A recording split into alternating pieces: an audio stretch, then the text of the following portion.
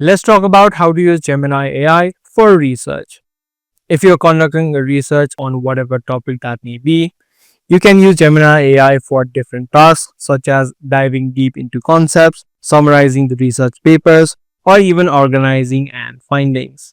For example, if you've selected a topic that you want to research about and you want to dive deep into it on the various concepts, what it is, what it can do, you can add in prompts accordingly, which says explain the topic that you're trying to research on and also give it a supporting line so that you get the answers in details.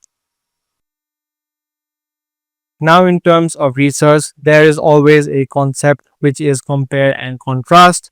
So if you're trying to analyze options or alternatives, you can use the AI for that as well.